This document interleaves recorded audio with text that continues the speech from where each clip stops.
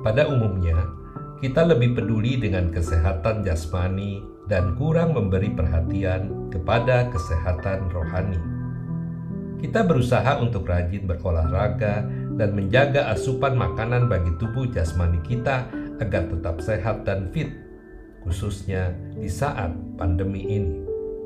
Sadarkah kita, sesungguhnya jasmani kita umurnya hanyalah sementara. Seharusnya kita perlu juga memberikan asupan makanan rohani kita yang bersifat kekal, agar tetap sehat dan bertumbuh sesuai dengan kehendaknya. Agar tubuh kita sehat, selain perlu mengkonsumsi makanan sehat, kita juga harus mengenali makanan yang sebaiknya dihindari karena dapat memicu gangguan kesehatan. Demikian juga dengan kerohanian kita. Kita perlu mengenali apa saja yang membuat kerohanian kita tidak sehat. Karena itu, kita perlu menyaring pengajaran apa saja yang tidak patut kita dengar agar iman kita tetap terpelihara dan bertumbuh dalam kebenaran. Ada begitu banyak firman yang ditafsirkan dengan serampangan, bahkan bukan mustahil dipakai sebagai sarana untuk kepentingan pribadi atau golongan.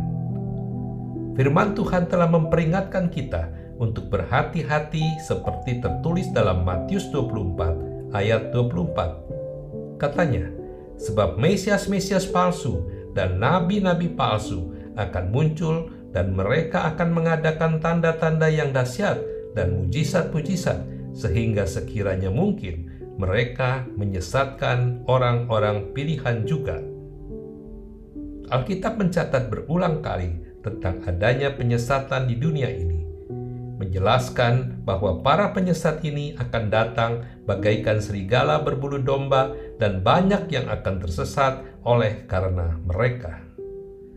Pada artikel kali ini, kami akan memaparkan ciri-ciri nabi palsu dalam Alkitab. Yang pertama, guru-guru palsu. Guru-guru palsu tersebut akan memasukkan pengajaran-pengajaran sesat yang berujung kebinasaan. Yang kedua, nabi palsu.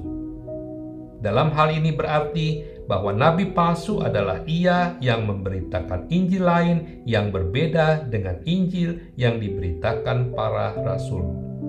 Ketiga, mujizat palsu.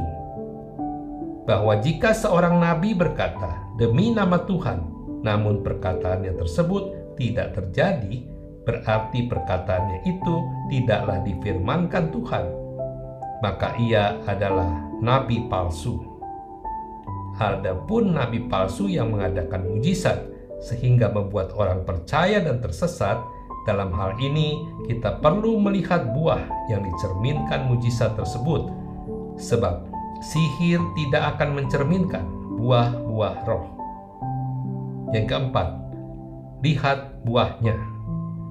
Bahwa dari buahnya lah nabi palsu dapat dikenali, sebab sama seperti seorang tidak mungkin memetik buah anggur dari semak duri, demikian pula buah roh tidak akan dihasilkan dari si jahat.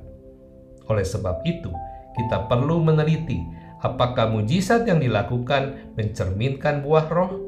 Yang kelima, menyembah Allah lain. Bahwa jika muncul nabi di antara kita dan dia memberitahukan suatu tanda atau mujizat yang benar terjadi, namun ia membujuk untuk mengikuti Allah lain yang tidak kita kenal, bukan Allah Trinitas, maka jangan dengarkan perkataan nabi tersebut, sebab jelaslah bahwa ia nabi palsu. Yang keenam, kebenaran palsu. Bahwa nabi palsu tidak mengenal kebenaran Allah, melainkan berusaha mendirikan kebenaran mereka sendiri. Dalam 2 Yohanes 1 ayat 10 juga ditegaskan untuk menolak seorang yang datang kepada kita namun tidak membawa ajaran yang berasal dari Allah. Yang ketujuh, perkataannya tidak berasal dari Allah. Bahwa Allah menaruh perkataannya dalam mulut nabi-nabinya, dan nabinya itu akan menyampaikan apa yang Tuhan perintahkan kepadanya. Namun nabi palsu akan dengan lancang menyampaikan sesuatu dengan nama Allah, padahal tidak diperintahkan Allah kepadanya.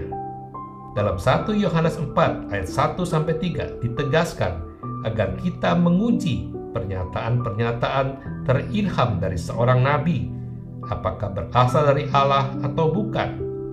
Kita dapat mengenali pernyataan terilham berasal dari Allah bila pernyataan tersebut mengakui Yesus Kristus. Seorang nabi Allah tentunya akan memiliki karakter Kristus. Amin.